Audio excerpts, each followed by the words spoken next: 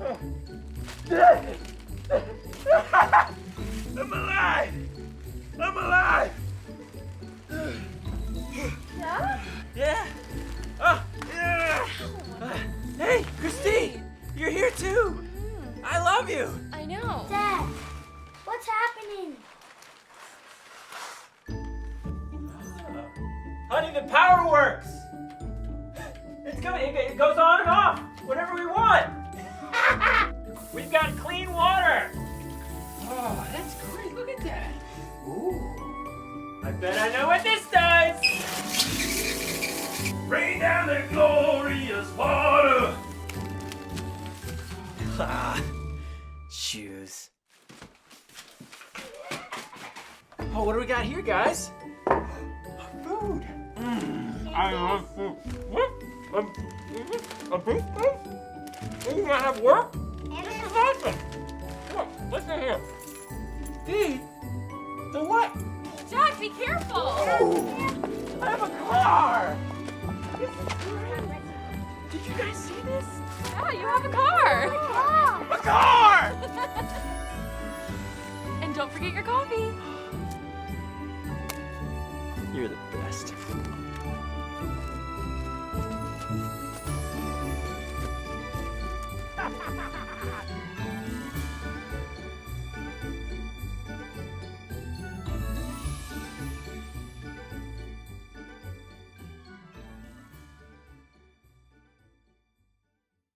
Ago, we talked about how rich we are, how incredibly rich you are and I am, even though oftentimes we don't feel rich. We don't feel rich because we are comparing ourselves with other rich people. And, probably all of us are in the top 10% of the world's population as far as wealth goes, very possibly the top 5%. And so we are just so very, and I'm talking in financial terms, so very wealthy in this world. And so that video just kind of points out the fact that, man, I should just wake up each morning and just realize what I have, what I've been given, and be grateful for the life that God has given, all the things that God has given me. But there's something incomplete about that, okay? It's one of those things that's really good to think about how grateful I am for what God's given me. But gratitude really doesn't stop with being thankful in the sense of saying thank you and even telling God thank you for what you've given me. That's really important. It's really important to say thank you. But gratitude is not really complete until the blessings that we've received are shared. I might say it this way. Real gratitude is expressed in generosity. And we see this all the time. Someone who is not grateful, someone who is stressed and frustrated about their financial situation, who is, they don't have enough, they continually just don't have enough, I just, have more, and are stressed and about their finances, that person is just not going to be generous. That person's not going to be generous. Now, they may give something every once in a while. They say, feel guilty. Okay, I really should give to that. May give something now and then, but they're just not going to be consistently generous. On the other hand, somebody who is just grateful for what they have, no matter how they compare with the wealth of the people around them, they are just grateful for what they do have, what God has given them, what they have access to, and they're just thankful for that. That person is going to be generous. See, generosity, it has no correlation with how much money you have. Some of the poorest people in the world are the most generous. And if you've been in other parts of the world, you know that, you've seen that. In fact, as our wealth increases, it actually becomes more difficult to be generous. When I was a young adult, in my mid-20s, I owned an old car, a CD player, and student loan debt. Some clothes. That summed up the totality. My net worth was in the negative, okay? But the money that I did get, it was easy to let go of it. I didn't have much. I didn't have much to hold on to, so it was easy to let it go. It just didn't have much to lose. Now, a little bit later on in life, started making more money, got married, got a house, put stuff in that house, and all of a sudden I had a little estate. All of a sudden I had something to lose, and it actually became more difficult for me to be generous, and that's really the way it goes. A lot of you sitting here probably thinking, if I just had more money, then I could be more generous. And that, unfortunately, is just false. It's just wrong. There's this Christian author who name's Rick Warren. He's a preacher as well. But Rick Warren, he wrote this book, and he's wrote several books that were bestsellers. But he wrote this one book. Some of you may have read it, The Purpose-Driven Life, and it basically became the second most how to say this, the most popular book, most sold book in the world beside the Bible. I think especially nonfiction, that kind of, besides the Bible, the most successful book in the world. And one day he was sitting at some dinner thing, and there was a senator there at the table. And the senator asked him, he said, "Why do you think it is that God chose you to write a book that's gone all over the world and 20 different languages and sold these millions of copies? Why do you think God chose you to do that?" And Rick said, I think it's because God knew He could trust me with the money. Because see, when those millions started rolling in from all the royalties of that book, him and his wife, they didn't get another car. They didn't get a bigger house. They didn't get another house. They didn't get a watch. They made no major purchases at all. Did not change their lifestyle at all. But all of that money was just funneled to the church and to Christian organizations around the world to bless them. And you think, well, if I had millions of dollars coming in, I would do that too. No, you wouldn't. You wouldn't. Not unless you are that generous now. If you're not generous, Jesus said this in Luke 16. He said, "Whoever can be trusted with little can be trusted with much." If you are generous when you have little, you'll be generous when you have much. Because like Rick and his wife, they started being generous when they were young married couple, when they had little kids running around their house absorbing all their salary. They were generous then. They were generous during those difficult financial times where they had very little. And so when God blessed them with much, they were able to simply continue being generous because that's what God had put in them. That's the way they've become. If you're generous with little, then you'll be generous with much. I both dislike and like talking about generosity. It's a weird combination, because what I dislike about talking about anything regarding money, and especially as far as church goes, I dislike it because I'm always conscious of, some people think, the church is all about getting money. The church just wants your money. The church wants money. And you hear that kind of thing all the time. And the last thing me or any of the church, leaders of this church want is to be thought of and known as people who just, want money. That's what I hate about it. That's why I'm always hesitant when I talk about generosity.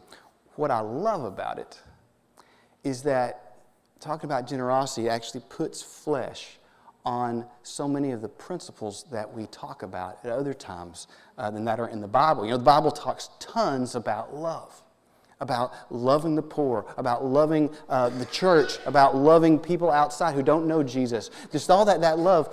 And we talk about that, and you can talk about love and about loving all these different kinds of people, and it's so good and it feels so good, but it's so theoretical. It's so easy to, we should just love everybody, and that's really good. And it's easy to talk about that and not do anything, not make any sort of changes. Generosity is love in action. You can give without loving, but you cannot love without giving. Giving is simply what love does. It is the outpouring of love. It is love in action. And so when we talk about generous, and not just money, when you are generous with your time to others, when you are generous with your energy, When you are generous with your resources, with your money, you are putting love into action. You are actually making it full, making it complete. Because love gives. That's simply what love does. I'd like to look in the Bible and just look at life and think about this one little key thought, and that is this. Generosity makes you richer. Okay? Generosity makes you wealthier in so many ways. Let's start with the Bible, okay? Because the book of Proverbs, we've been going through the book of Proverbs, and it's the book of Proverbs is what has got us to this subject. Because Proverbs, they're full of proverbs about generosity. We're going to focus on one, okay? Here it is. Proverbs 11, 24, and 25. One person gives freely, yet gains even more. Another withholds unduly, but comes to poverty. A generous person will prosper. Whoever refreshes others will be refreshed. This sounds really good, but it doesn't make sense. Okay, this doesn't make sense because, see, I took basic math. I bet you did too. I bet you took basic math. And I know that when you have $100 and you give $10 away, you have less money than you had before. When you have $1,000 and you give $200 away, you now have $800, and that's not as much as $1,000. I mean, anyone who has taken some basic math knows when you give money away, that means you have less. So if you're a kind of a skeptic, if you're kind of not really sure if, okay, I read it in the Bible, but, it's an old book, and I don't know if I buy into all that stuff. You might kind of be skeptical that this is true, all right? I want you to know that this is not just a Bible thing, okay? This is a thing. They've actually done scientific studies on generosity, a number of them. One of the latest was done by some Notre Dame sociologists, and they ended up writing a book called The Paradox of Generosity. And in their studies, what they found was that those who were consistently generous, and I'm not talking about, hey, I give every once in a while for this, or, oh, here's a need, and I'll give, sporadically. No, who made giving, generosity was just a part of their normal life. That those people were healthier and happier. That's probably not all that much very surprising to you. Those people who were consistently generous, no matter where they fell on the income level, those people were healthier and happier. And of course, that in itself means a richer, fuller life, something we all want. But it didn't stop there. It turns out that healthier and happier people do better in their jobs. And that these people who were consistently generous made more money, and looking at all the data that they gathered, made more money than those who were not consistently generous. And they even found that this wasn't a sense of, okay, these people have more money and so they're generous. They found, looking at the data, these people were generous people and they began to make more money. This is just like it's one of the things that the Bible has said, and this proverb has said for 3,000 years, that now scientists are discovering that's actually the way it works. This is not a command. This is just an observation. This is just a statement about how life works, how God has created this world. Jesus said something similar about 1,000 years ago. Now, I want you to know, I'm not preaching a health and wealth gospel here, where, hey, if you'll give more money, God will give you more money, and that's the reason you give more money. We're not doing that, okay? You're just making an observation of how things work. Jesus said this: "Give, and it will be given to you. A good measure, pressed down, shaken together, and running over will be poured into your lap. For with the measure you use, it will be measured to you." Jesus said, God's going to, for the measure that you use to give to others, God's going to use that measure for you. Only He's going to pack it in, press it down, and then it's going to be overflowing, poured into your lap. In other words, you can't outgive God. You can't become so generous that you are more generous than He will be toward you. It's kind of the principle of sowing and reaping. even if you've just had a garden or you've been around farming at all, or even if you haven't been, you probably know about sowing and reaping. Paul, the Apostle Paul, a few years after Jesus was on earth, he said these words. He said, "Remember this, whoever sows sparingly will also reap sparingly, and whoever sows generously will also reap generously. Each of you should give what you have decided in your heart to give, not reluctantly or under compulsion, for God loves a cheerful giver." I want you to imagine, I don't know who this person was thousands of years ago, but somewhere along the line, somebody came to their fellow villagers or the people who lived in their community and said, "Okay, guys, you know, we have been scavenging through the woods and collecting berries and collecting seeds and getting grain from here and there and everything for our food. And we've always done this. Here's what I want you to do. I've discovered something. I want you to take a good portion of that grain, of those seeds, of those berries that you have, and we're going to put it in the ground. Okay? We're going to put it in the ground." And you can imagine the reaction of people. No, we're not. We're not going to take the food we've worked so hard to do and stick it in the ground. That's no. You've got to do this. If you'll put it in the ground, we're going to wind up with more food. It turns out it was right. And they started putting their seeds in the ground, and one seed produced dozens of seeds. In some cases, one seed produced hundreds of seeds, and human life was transformed in that discovery. Because see, that's just the way God made the world, the earth, that when you give, you gain. And that's exactly the way that God has created our very lives. We gain by giving away, and that goes for time, that goes for energy, that goes for money. We didn't plan this way. I certainly didn't plan this way, but it just so happened that during the time that we came to the generosity part of Proverbs, also, and that's been coming out in this last week, we have been talking about publicly, as far as our church goes, the needs for our children's ministry, the needs for our church. We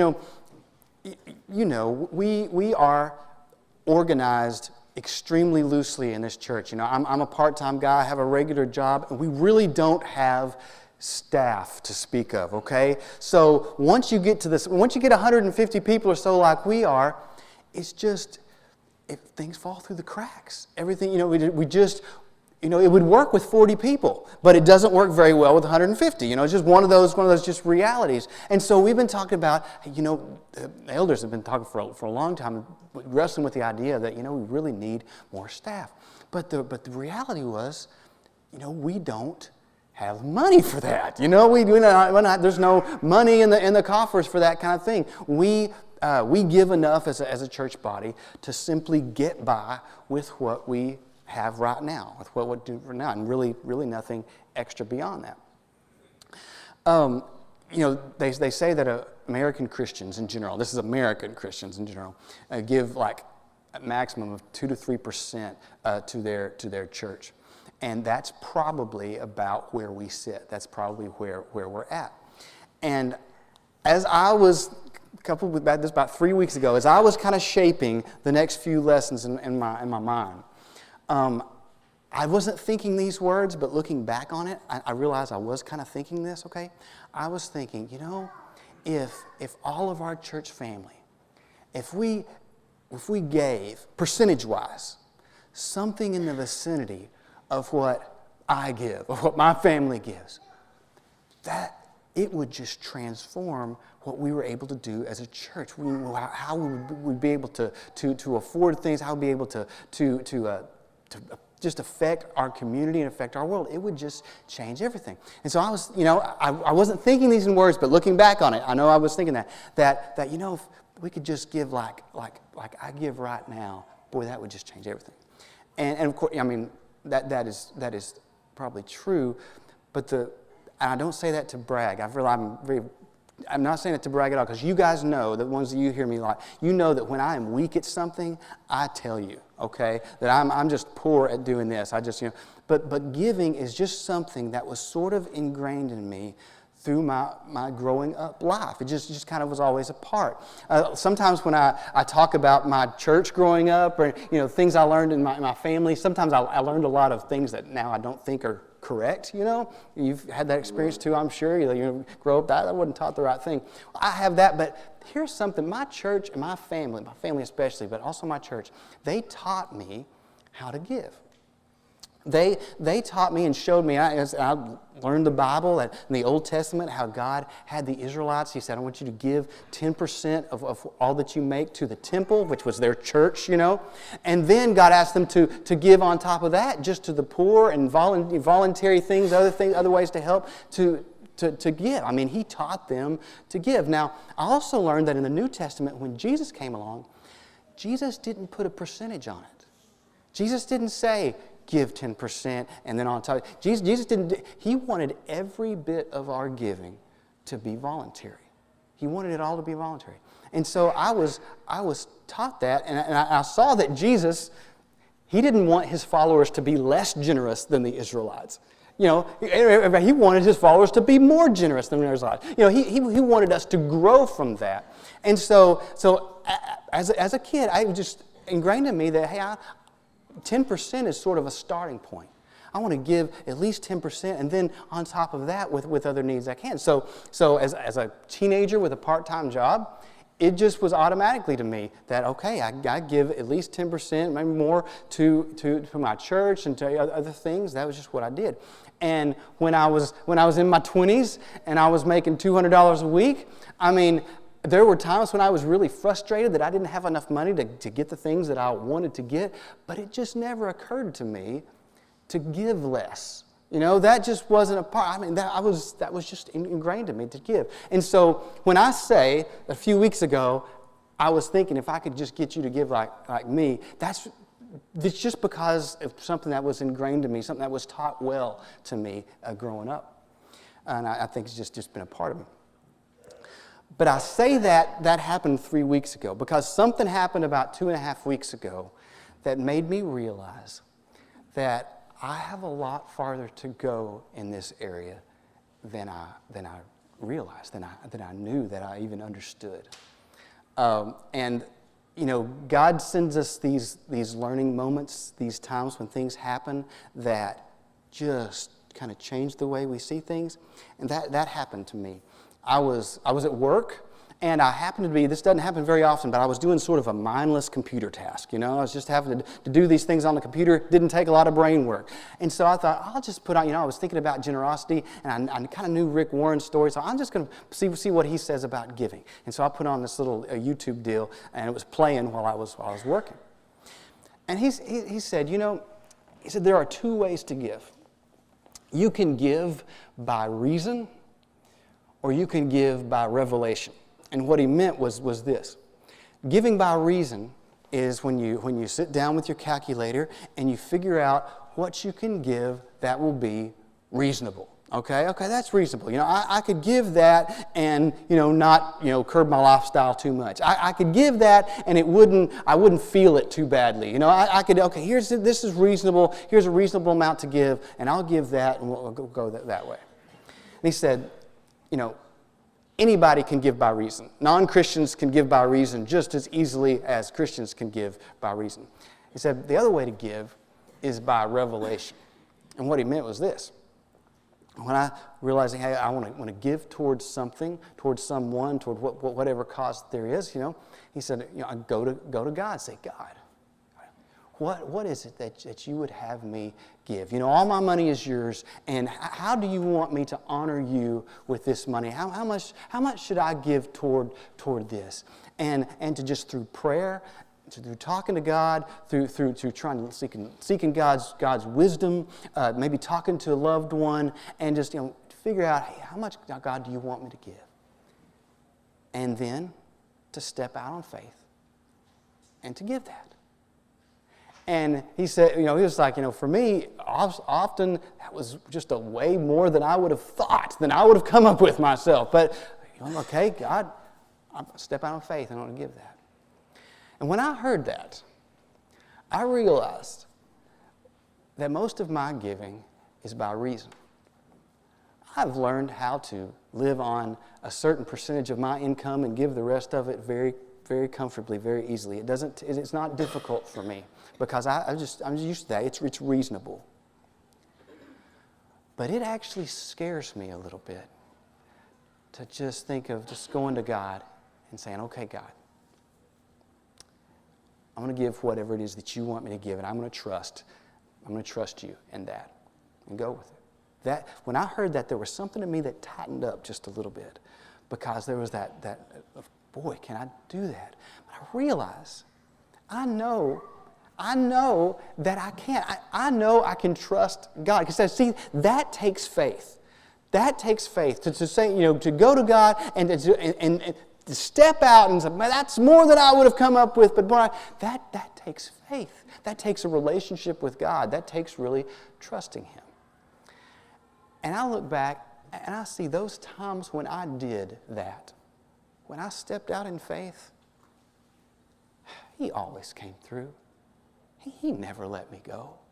He never let my life fall apart. He was always there when I was willing to step out in faith. I had just a tiny example of this just a month ago, before this sort of revelation happened. Just about a month ago, Aaron and I, there was this mission work that we were like, we need to give that. We want to monthly support that particular work. And so we'd really like to do that. Well, about that same time, I got mail from my insurance company, health insurance company, saying, your health insurance premium is going to actually got conflicting mail. One of them said it's going to go up $40 a month. The other one said it's going to go up $90 a month. Okay, and so got that. And I don't know about you, but for us, $40 a month is significant. Okay, that is significant in our budget. Okay. 90 extra dollars a month is scary, all right? That's on that, oh my goodness, well, that's going to change things. So I get these letters, and we're thinking about doing this mission work, and I think, I probably better get this health insurance thing hammered out and know what we're doing before we decide to give to this mission work, because, it just makes sense to figure out, exactly what we're going to have. Then I had that voice inside of me go, you trust God or not? You trust God or not? If you decided God wants you to give toward this, just give it. And if it means you're going to cut some things on your lifestyle or whatever, let that be. You just do what it is God that's leading you to do. And now this wasn't a monumental amount. This wasn't a giant thing. But I gulped, said, okay, we're going to sign up for this, and we'll do this. Well, a few days later, I got on the phone with an insurance lady. And talked to her, going through stuff, and sure enough, insurance was going to go up $90 a month. And I kind of gulped and said, are there any other options? Is there anything else that we can do here? And she really amazingly quickly to me, she said, well, we've got a policy here. This is a different policy with a different company. And we started going through the benefits. It actually had better benefits than what I had been doing. Okay, it had a better insurance policy than what I had. And it was $8 less than what I had been paying.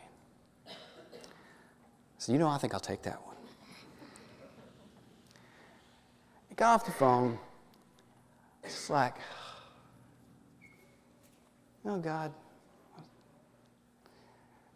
it's just this way He is. I want to be a person who actually, in practice, in my life, trusts God. And it's not some theoretical thing. I want it to be real. I want it to be in action. I want to be a truly generous person. Because there's life. It's life. As I try to hold on, the more I try to hold on to what I have, the more it just crumbles in my hand. And as I let go and give freely and cheerfully and lovingly give, somehow I just have more. just have life. It's just the way God made it. So this morning, I just want to ask you, and I want to ask me, are you going to trust God? Are you going to trust Him? Are you going to say, my clenched fist, my holding on is not giving me life? I'm going to let go. I want to encourage us to not leave here and just generosity be some nice idea. I want myself and us to leave here and to go and be generous. To go and do it, to build it into our lives, to start now and to let go and to seek God's will, seek His leading. My goodness.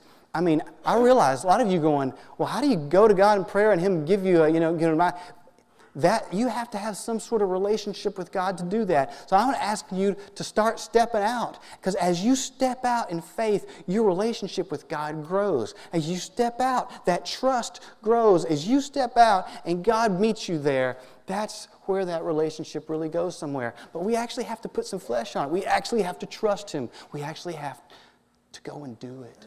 Be generous. I'd like to just memorize just part of this proverb this week, okay? And here it is. A generous person will prosper. Whoever refreshes others will be refreshed. Would you say that aloud with me? A generous person will prosper. Whoever refreshes others will be refreshed. Say that just a few times with me together. We're just going to get this in our head, okay? A generous person will prosper.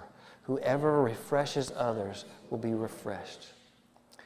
A generous person will prosper. Whoever refreshes others will be refreshed. A couple more times. A generous person will prosper. Whoever refreshes others will be refreshed. A generous person will prosper. Whoever refreshes others will be refreshed. Would you pray with me? Dear Father,